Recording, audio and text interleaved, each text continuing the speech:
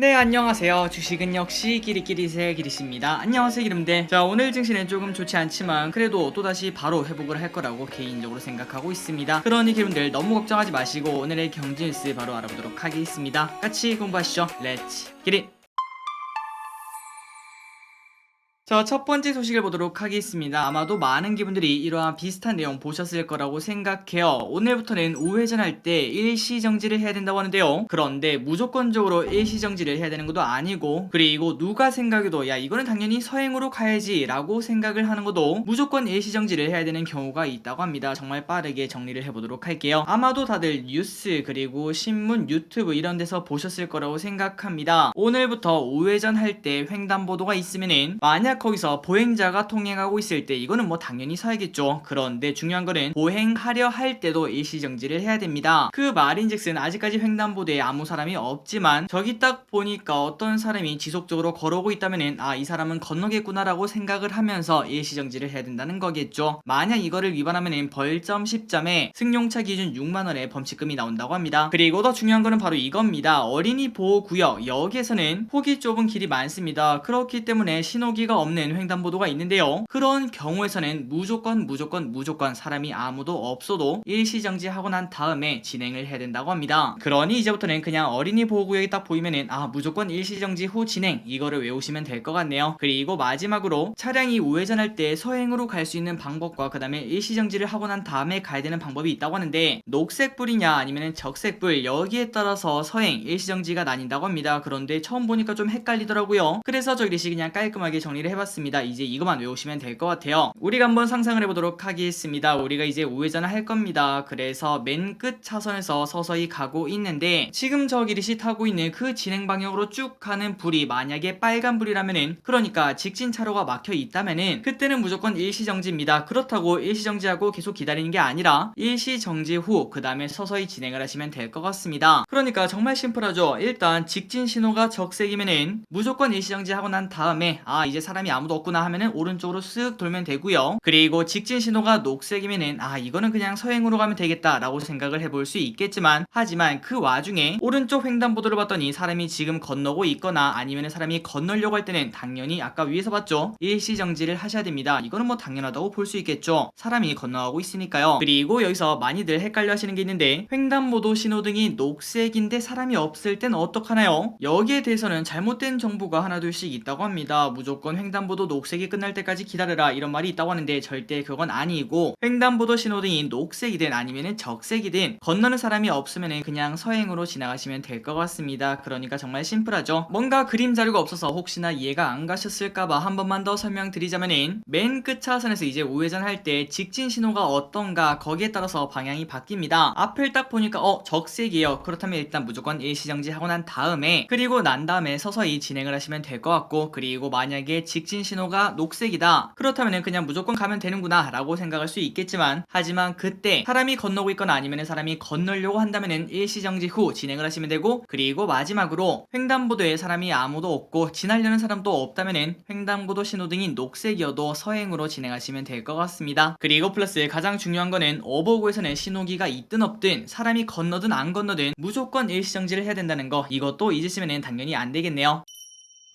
다음 소식입니다. LG엔솔 보호예수가 코앞입니다. 최근 들어 공매도 대차장고가 늘어나고 있는 LG엔솔, 아마도 이번 달 27일에 6개월짜리 보호예수가 풀려서 그런 거 아니냐라는 생각이 나온다고 합니다. 여러분들이 아시다시피 보통 보호예수 전후로는 주가가 하락하다 보니까 투자 심리가 좋지 않고 그 부분을 공매도가 집요하게 파고 있다고 볼 수 있겠죠. 그렇기 때문에 최근 들어 LG엔솔의 주가 흐름이 조금 좋지 않고 앞으로 더 하락하는 거 아닌가 이런 걱정이 나온다고 하는데, 다만 이 와중에 이제 보호예수만 끝나면은 모든 산을 넘었다라고 보는 시각도 있다고 합니다. 이는 물론 당연하겠죠. 모든 어떤 주식이든 주가가 많이 빠지고 나면은 당연히 어떻게든 반등을 하는 게 정상이라고 볼 수 있습니다. 저평가 매력이 생기기 때문이죠. 그렇기 때문에 기분들 그냥 단순히 LG엔솔 아, 이거 보이수 끝나고 주가가 많이 빠졌으니까 이제 사야겠다 이렇게 생각하는 것보다는 당연히 LG엔솔의 실적을 보고 난 다음에 야, 이거는 진짜 너무 싸다, 앞으로 내가 3, 4년 투자할 수 있겠다 이러한 생각이 든다면 그때 투자를 진행하시면 될 것 같습니다. 그리고 이는 우리는 LG엔솔뿐만 아니라 지금 같은 장에서는 모든 종목이 다 해당되는 얘기라고 볼 수 있겠죠. 어쨌든 LG엔솔 이번 달 27일날 6개월짜리 보유수가 풀린다는 건 참고하시면 좋을 것 같습니다. 다음 소식입니다. 최근 들어 중국 증시가 슬금슬금 빠지는 흐름을 나타냅니다. 자, 왼쪽을 보시면 차트가 좀 이쁘죠? 올라갈 때도 쭉쭉쭉 뻗어 올라가는 아름다운 모습을 나타내는데, 하지만 이 정도 올라왔으면 당연히 조정이 있어야 됩니다. 어느 정도 조정을 지내고 있는 걸 확인할 수 있는데, 하지만 결국 또 다시 또 오를 거다. 그렇기 때문에 이때까지 중국 증시를 사지 못했던 사람은 이번 기회에 조금 담아보는 게 어떻겠나라는 생각을 해볼 수 있다고 합니다. 참고로 중국 증시가 이때 있죠. 2863까지 빠졌을 때가 있었는데, 이때 빠진 이유는 바로 락다운 때문이었습니다. 중국 경제가 박살이 날 것이다, 이러한 전망 때문에 주가가 엄청나게 빠진 적이 있었는데, 하지만 락다운이 곧 풀릴 거다, 이러한 기대감과 그 다음에 강력한 부양책이 따라올 것이다, 이러한 기대감에 주가는 상승하고 있는 걸 확인할 수 있고요. 그리고 지금은 단기 차익 실현 물량 때문에 조금 빠지는 걸 체크할 수 있지만 결국은 다시 또 반등을 할 거다라는 생각을 해볼 수 있다고 합니다. 그리고 어제 나타난 완다그룹 루머도 아직까지 밝혀진 바가 전혀 없으며, 그렇다면 언제 반등하나요? 물어봤더니 오는 15일 2분기 경제 성장률 발표 이후에 다시 상승할 것으로 현재 예측을 한다고 합니다. 그러니 기분들 혹시 중국 관련 ETF를 이제는 좀 사야겠다라고 생각하신다면 15일이 지나고 난 다음부터 어떤 흐름이 나오는지 파악하시고 들어가시면 좋을 것 같습니다. 다음 소식입니다. 코로나가 돌아왔다고 합니다. 거의 며칠째 관련 뉴스를 전해드리는 것 같네요. 코로나 확진자가 매일 2배씩 늘어나는 끔찍한 상황이 펼쳐지고 있습니다. 처음에는 10,000명, 그리고 다음에는 20,000명, 그리고 오늘은 40,000명 근처까지 늘어난 걸 확인할 수 있죠. 게다가 다음 달에는 하루 20만 명이 나올 수 있다는 전망까지 나온다고 합니다. 그러다 보니 이 와중에 진단키트 관련주가 불을 뿜고 있다고 하며 ST바이오센서, 시젠, 엑세스바이오, 수젠텍 이러한 기업들이 상승을 하고 있다고 합니다. 그리고 종목마다는 당연히 다르지만 수젠텍 같은 기업은 이번 달만 들어서 무려 58%나 급등하고 있을 정도로 코로나 확진자가 조금 심상치 않다고 생각을 해볼 수 있겠죠. 하지만 장기적 추세 상승을 당연히 기대하긴 어렵습니다. 아마도 기름들 기억하실 겁니다. 20년 초반에 마스크 관련주, 그 다음에 진단키트 관련주, 재택근무 관련주 이런 기업들이 정말 많이 올랐지만, 하지만 확진자가 1,000명, 10,000명이 넘어가는 그 순간부터는 오히려 주가가 빠지는 걸 확인할 수 있었습니다. 그리고 이번에는 이미 우리가 한번 겪었던 사건이기 때문에 그 상승폭이 절대 옛날 같을 수는 없다라고 생각을 해볼 수 있겠죠. 그렇기 때문에 또 반대로 생각해보자면 최근 들어 코로나 확진자가 늘어나면서 여행 관련주가 빠지고 있는데,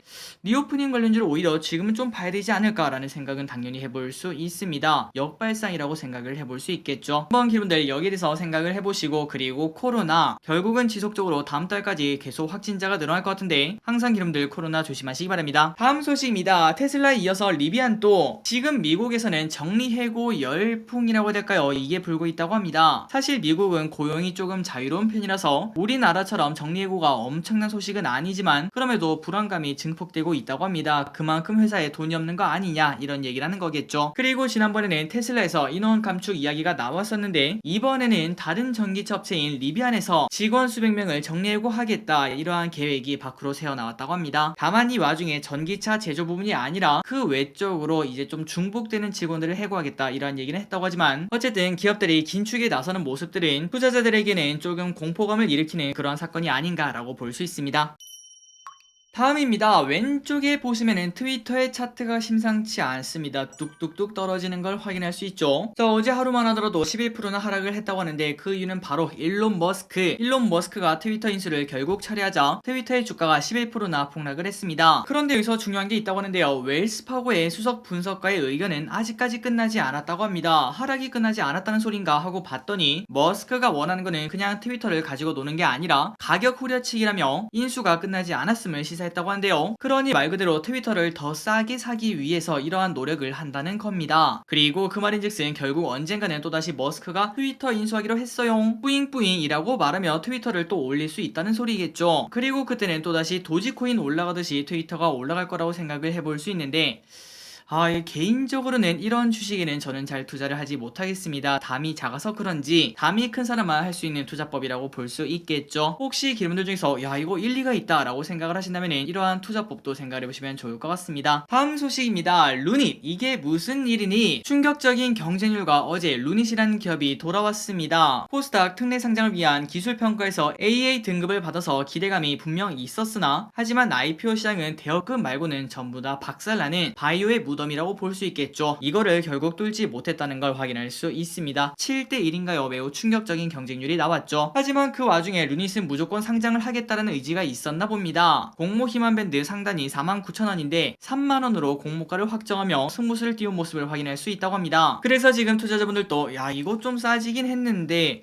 야 이 정도면 사야 되나 말아야 되나 이러한 고민이 많을 것 같은데요. 일단 저기리스의 개인적인 생각으로는 최근 들어 바이오에 대한 흐름이 좋은 게 사실이고, 그리고 얼마 전에 상장했던 보르노이가 저점부터 슬금슬금 올라가더니 어느덧 공모가 위로 올라가는 그러한 사건도 있었기 때문에 바이오 투자에 대해서 거부감이 없고 긍정적으로 보시고, 그리고 루닛이 아 이거 진짜 괜찮은 기술이다 라고 생각하신다면 긍정적으로 투자를 검토하는 것도 꽤나 괜찮을 것 같습니다. 어쨌든 상장 당일날 엄청나게 좋은 흐름을 나타내기는 조금 어려울 것 같은데 과연 어떤 결과가 나올지 관심있게 봐야 될 것 같습니다. 다음입니다. 믿었던 주식이 발목 찍힌다. 아니 발목이 아니죠. 발등 찍힌다. 자, 그 이야기야 바로 오늘 나타난 걸 확인할 수 있는데요. DB 하이텍에서 물적 분할 이야기가 나왔다고 합니다. 한번 내용을 보도록 하겠습니다. 오늘 장도 안 좋은데 DB 하이텍이 10% 넘게, 그리고 지금은 15%인가요? 하락하고 있더라고요. 그렇다면 그 이유가 뭔가 봤더니 바로 DB 하이텍의 반도체 설계 사업을 분사한다, 이러한 내용 때문에 그렇다고 합니다. 그래서 이에 DB 하이텍의 공시도 나온 걸 확인할 수 있습니다. 왼쪽을 딱 보시면은 아직까지는 미확정이고 한 달 안에 재공시하겠다 이렇게 말했다고 한대요. 그러니까 우리가 이걸 딱 봤을 때는 아직까지 미정이구나 하고 웃어 넘길 게 아니라 뭐야 결국은 검토를 하고 있다는 소리 아니야, 딱히 부인하지 않네, 이러한 이야기가 될 수밖에 없겠죠. 그래서 주가는 추가적으로 더 하락하는 모습을 현재 나타내고 있는데요. 그래서 작년에 이어 정말 오랜만에 물적 분할 리스크로 주가가 급락하는 걸 확인할 수 있다고 합니다. 아마도 DB하이텍 주주분들은 야 이게 무슨 날벼락인가 라는 생각을 하실 것 같은데, 빠르게 주가가 반등할 수 있는 그러한 호재가 꼭 나오길 진심으로 바랍니다. 다음입니다. 최근 주담대 금리가 낮아졌다는 소식입니다. 얼마 전 정부에서 은행에 압박을 가했던 거 혹시 기억하고 계신가요? 금리 장사가 너무나 잘 된다, 너희 돈을 너무 많이 버네, 이렇게 말했던 정부를 기억하고 계실 텐데, 그래서 결국 은행이 금리를 낮췄다고 합니다. 그런데 중요한 거는 신용 대출은 낮추지 않고 주담대 대출만 낮추는 중이라서 논란이 있다고 하는데요. 참고로 주담대는 고정금리라는 선택지가 분명 있지만 신용대출은 무조건 매년 아니면 6개월마다 변동이 되는데, 이 와중에 신용대출은 낮추지 않고 주담대만 낮추는 게 좀 이상한 거 아니냐, 이러한 의견이 존재를 하고 있다고 합니다. 그래서 혹자는 야 이거 결국 영끌에서 집 산 사람만 이득 보는 거네 라는 이야기도 하고 있다고 하는데, 혹시나 기분들이 대출에 관련된 그러한 계획이 있다면 이런 것들도 참고하시면 좋을 것 같습니다. 어쨌든 얼마 전에 정부가 은행을 조금 압박해서 이자 장사 조금만 줄이자 라고 말하자 은행은 결국 그거를 따랐는데 신용대출은 낮추지 않았고 주담대 대출 금리만 낮추는 걸 확인할 수 있다고 합니다. 다음입니다. 이 부분은 조금은 긍정적이라고 볼 수 있겠죠. 소득공제의 폭이 늘어난다고 합니다. 경기 침체 걱정, 물가 걱정, 그리고 내 주식 걱정, 이런 걱정에 잠이 안 오는 이 시국에 정부에서 중산층 직장인의 문화생활을 위해 영화 관람에도 소득공제 혜택을 준다는 소식이 나왔습니다. 당장 바로는 아니고요. 이러면 내년부터 가능하다고 하는데, 연간 총 금액이 7천만원 이하인 근로소득자가 도서, 공연, 박물관, 신문 구독료 등등등 이러한 문화에 관련된 거를 연간 100만원 한도로 30% 소득공제 혜택을 주는 제도라고 합니다. 또한 직장인 식대 비과세 한도도 10만원에서 20만원으로 물가 상승률을 반영하여 상승할 전망이라고 하니까 혹시나 기분들이 여기에 해당되신다면 참고하시면 좋을 것 같습니다.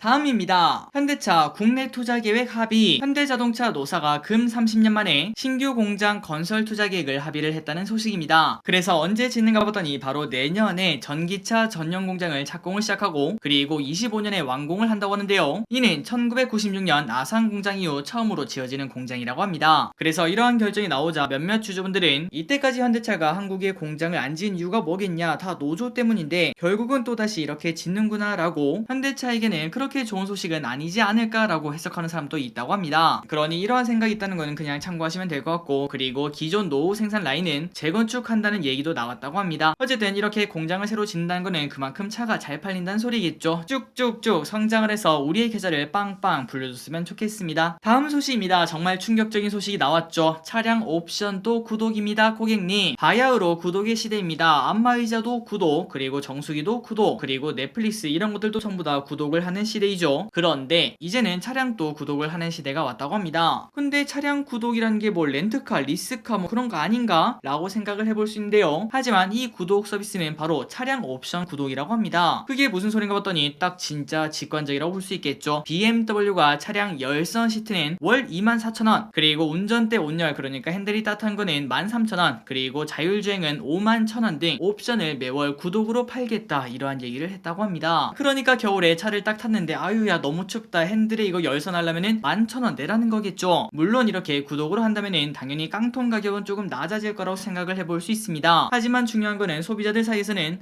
야 이거 좀 괘씸하지 않나, 이런 얘기가 나온다고 하는데요. 그 이유가 뭔가 봤더니, 자, 다른 구독 서비스 그러니까 넷플릭스 같은 경우는 한 달 끊었다가 그 다음에 한 달은 또 해지했다가 또 한 달 끊었다가 그렇게도 전혀 상관이 없습니다. 그런데 차량 옵션 구독은 좀 특이하죠. 만약에 우리가 열선 시트 구독하겠습니다 라고 하면은 정비 공장에 가서 또 설치를 한 다음에 나중에 해지할 때는 또 정비 공장 가서 뺐다가 이렇게 할 수가 없겠죠. 그 말인즉슨 그 차량 안에는 그 옵션이 그대로 다 들어있다는 소리입니다. 하지만 거기서 프로그램으로 그 기능을 막아놓는다는 소리고, 그거를 쓰려면은 돈을 쓰고 사용하세요 라고 말한다는 거겠죠. 물론 나중에는 이런 것들이 다 정상적인 그러한 노멀이 될 수 있겠지만, 하지만 지금 소비자들에게는 야, 이건 우리를 너무 기만하는 거 아니냐, 이러한 얘기가 나올 것 같습니다. 그러니까 예를 들자면은 우리가 집에 정수기 렌탈을 하고 있는데 한 달 동안 안 쓰려고 잠시 끊으려고 하니까 그 정수기는 그대로 냅두고 그냥 물만 안 나오게 막아놨다는 거와 마찬가지겠죠.